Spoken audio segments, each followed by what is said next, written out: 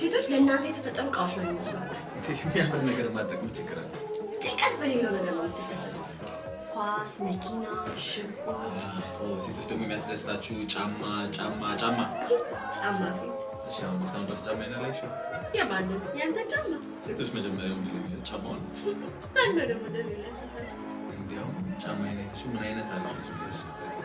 ምናልባትም ጫማ አይነትሽ በህይወቴ እንደዚህ የሚያስጠላ ጫማ ይቻላል። ሁላችሁም አንድ ናችሁ። ባይሆን ታቱ ምንም አይልም ብዬ እንኳን ከእጁ ነው። አይ ሌላ ነገር አላለም። አርቱ ማለት ነው። ጫማዬና ታቱ ስላደረግሽ እናመሰግናለን። ጫማ ሌላ ስንት የሚያሳስበን ነገር አለ። ሜካፕ፣ ሊፕስቲክ፣ ቀሚስ፣ ሰርግ። የሰርግ ፍቅራችሁ መቼስ ከኳስና ከመኪና ይሻላል። በሕፃንነታችሁ የሰርግ ፊልም እያሳያችሁ እኮ የተቀጃበረ ህልም መስሎት ነው። በህይወት የምታሳልፋት አንዲት ቀን ቆንጆ ሆና ብታልፍ ምን ችግር አለ? ያቺ አንድ ቀን ወጪ እኮ ቤት ያሰራልሻል። በአንቺ አማርኛ ደግሞ በየቀኑ ጫማ ይገዛልሻል። እንዴት ነው የዛ ቀን ደስታ በብር የምትገነዘው? በዛ ላይ ግማሽ ጋብቾች ትችል እንደምታች። ስለዚህ ጋብቻውን ቀርቷል። አያቶቼ 65 ዓመት በደስታ ተጋብተው ነበር።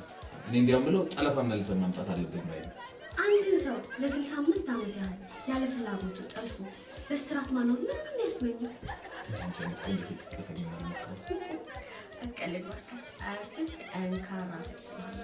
አያቶቼማ በጣም የሚያስቀና ፍቅር ነበራቸው። እንዲያውም የዛን ዘመን ወንዶች ብትጠይቂ የጠለፋን ፍቅር የሚያገኝ ልጅ ነው ልጅ።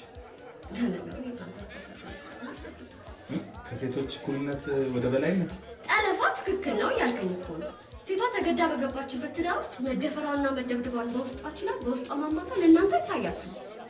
መደፈርና ምዝገና ከማትፈልገው ሰው ጋር የምታደርገው ማንኛውም ግንኙነት ለእኔ መደፈር።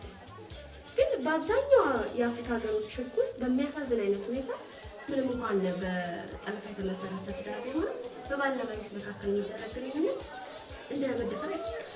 ያው ሰው መቼም እንደባህል ነው የሚባለው። እኛም በጣም ብዙ ጥሩ እንደዚህ አይነት የሴት ልጅ ክብር የሚያዋርድ ባህል ግን መቅረት አለ።